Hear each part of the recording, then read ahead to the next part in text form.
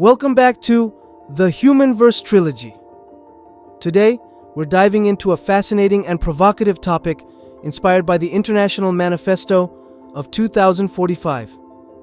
This visionary manifesto outlines humanity's challenges and declares its intention to take action in 2025. With me is Solace, EQ coach and author, here to discuss the manifesto's stark critique of our modern society. Jay, thank you for joining us. It's great to be here, and I'm excited to explore this crucial topic with you.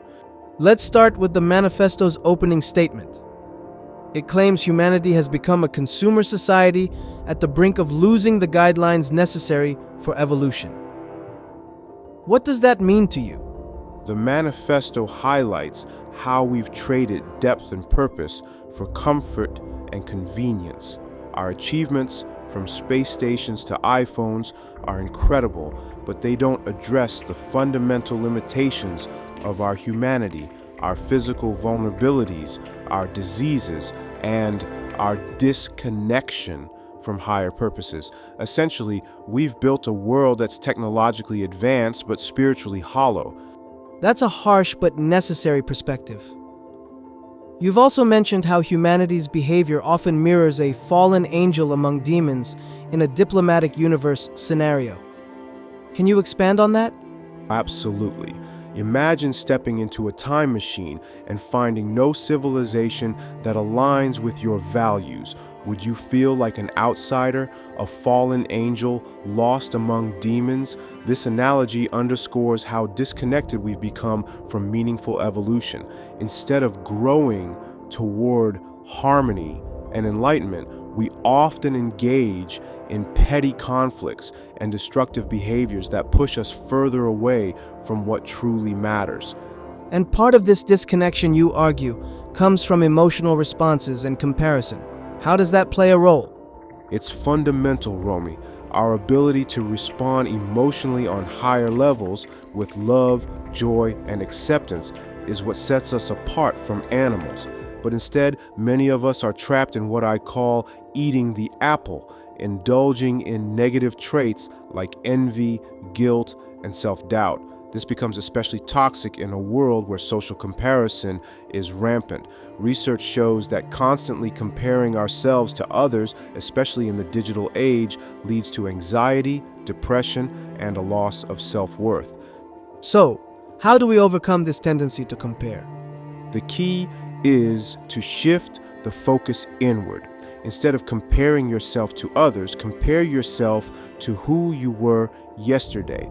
Growth is personal and should be measured by your progress, not by someone else's standards. This approach aligns with what I call the crown, the higher levels of consciousness that prioritize self-improvement and self-awareness over external validation. That's such a profound shift.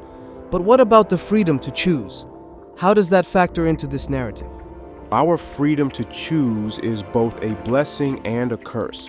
When we misuse it, chasing superficial desires like wealth, beauty, or status, we often end up in a void. This void isn't external, it's within us. Studies show that material pursuits rarely lead to lasting happiness. Instead, intrinsic goals like personal growth and meaningful relationships bring true fulfillment. Recognizing this allows us to make choices that align with our authentic selves. Speaking of voids, you've referred to the apple overload as a chronic disease. Can you elaborate?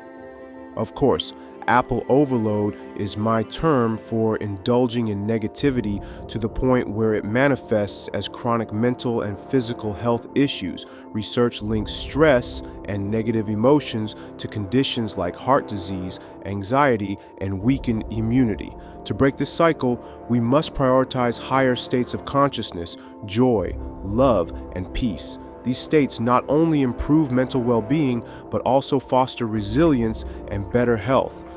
That ties beautifully into the manifesto's critique of modern civilization. It's almost like the universe is diplomatic, providing what we need, but leaving us to figure it out. What are your thoughts on that? That's exactly it. The universe provides us with air to breathe, beauty to admire, and space to exist, but it doesn't solve our problems. It's up to us to navigate our challenges and rise as our own heroes. As Carl Sagan said, we are the custodians of life's meaning. The question is whether we'll use this autonomy to create harmony or squander it chasing illusions. Such a powerful message. Before we wrap up, what's your call to action for our listeners? My call to action is simple.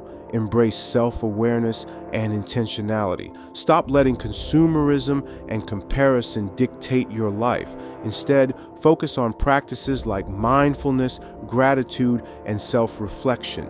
These tools can rewire your brain and help you transcend the limitations of our consumer-driven society. Remember, you're not powerless. The manifesto challenges us to rethink our trajectory and reclaim our humanity. Are you ready to answer the call? Thank you, Jay, for such an enlightening discussion. And thank you to our listeners for joining us on the HumanVerse Trilogy. Don't forget to check out the full playlist on our YouTube channel for more inspiring conversations. Until next time, stay conscious and stay curious.